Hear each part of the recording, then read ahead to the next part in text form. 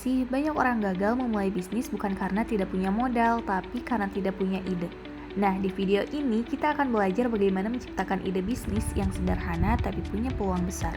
Nah, menciptakan ide bisnis merupakan proses sistematis untuk mengidentifikasi, mengonstruksi, dan mengembangkan sebuah konsep baru yang memiliki nilai ekonomi dan potensi untuk menjadi unit usaha yang berkelanjutan.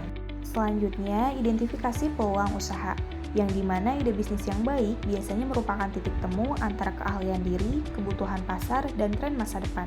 Prosesnya bisa meliputi beberapa poin yang ada di sini. Yang pertama ada identifikasi masalah, yang dimana menemukan titik sakitnya yang dirasakan masyarakat. Yang kedua ada analisis kesenjangan, yang dimana melihat apa yang belum ditawarkan oleh kompetitor saat ini. Yang terakhir ada uji kelayakan, yakni menilai apakah ide tersebut itu secara teknis bisa dibuat dan secara finansial menguntungkan. Selanjutnya ada sumber-sumber ide bisnis.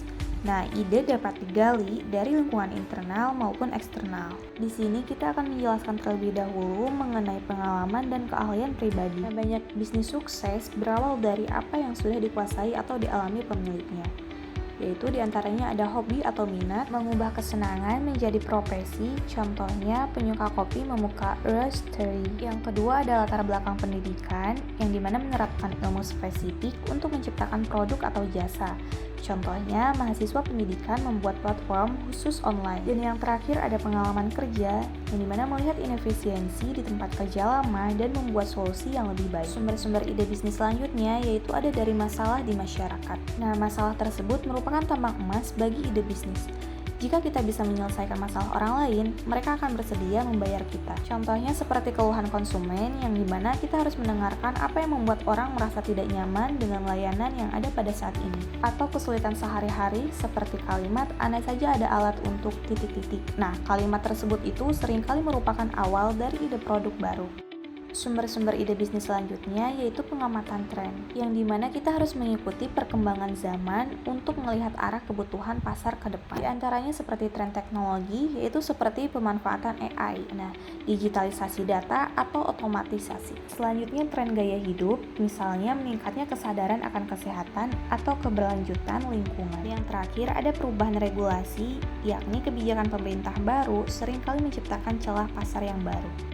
Selanjutnya, sumber-sumber ide bisnis yang terakhir ada metode kreatif. Kadang ide muncul dengan memodifikasi apa yang sudah ada, seperti ATM, yaitu amati, tiru, modifikasi.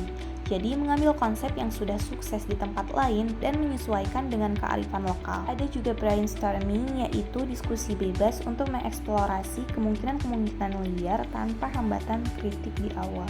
Selanjutnya ada strategi memilih ide yang tepat. Karena tidak semua ide bagus itu merupakan peluang bisnis yang bagus. Nah, kalian bisa menggunakan kriteria seperti berikut. Pertama, dapat dikerjakan. Nah, jadi apakah sumber dayanya itu tersedia? Selanjutnya, skalabilitas. Jadi, apakah bisnis ini itu bisa tumbuh besar atau tidak? Dan yang terakhir, ada daya tahan. Jadi, apakah ide ini itu hanya tren sesaat atau bisa bertahan lama?